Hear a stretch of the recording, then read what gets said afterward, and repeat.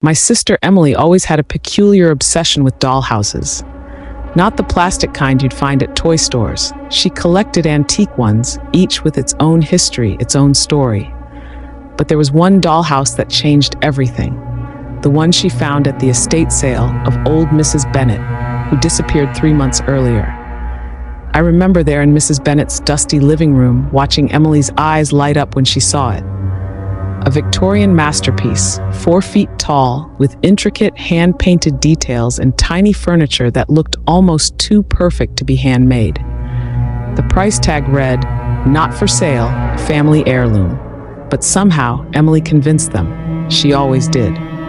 That dollhouse was different from the beginning. Emily placed it in her bedroom, and within days, she started talking about how the dolls would move on their own. I ignored it as her imagination, of course. We all did. "Sarah, I swear they're watching me," she'd say, her voice trembling.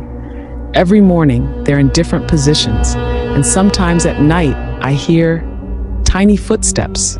I noticed the changes in her too. Dark circles under her eyes, jumping at small sounds. She started taking photos of the dollhouse every night before bed, comparing them to how things looked in the morning. Then she showed me the pictures. The changes were subtle at first. A doll turned slightly, a tiny chair moved an inch. But as weeks passed, the differences became impossible to ignore. In one photo, all the dolls sat properly around the miniature dining table. In the morning shot, they were all facing the bedroom door, their tiny painted eyes seeming to stare directly at Emily's bed. She started sleeping in my room after that. But the worst part? The dolls began to multiply. Emily swore she only bought 7 with the house, but I counted 12 one afternoon. When I asked her about it, she went pale. "I haven't bought any new ones," she whispered. "They're appearing."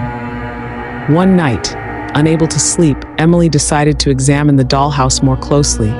She found a hidden compartment in the attic, sealed with tiny copper latches.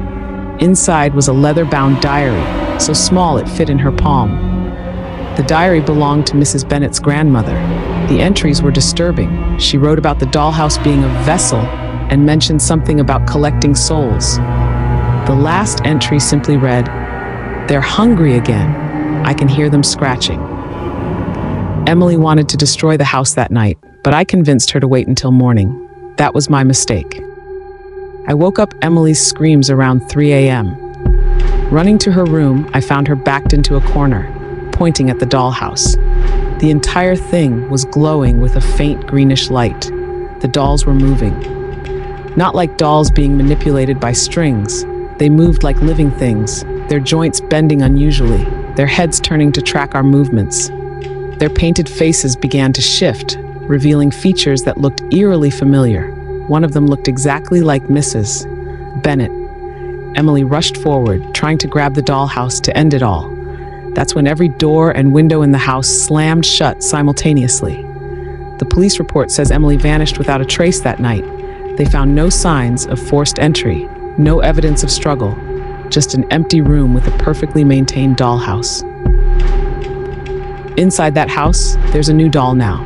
She has Emily's face, down to the tiny freckle below her right eye. She sits in the miniature living room, posed like she's screaming. I took the dollhouse home with me. I tell myself it's to investigate, to find out what happened to my sister. But sometimes, late at night, I swear I can hear tiny footsteps. And the dolls, they're always watching, always smiling, always hungry.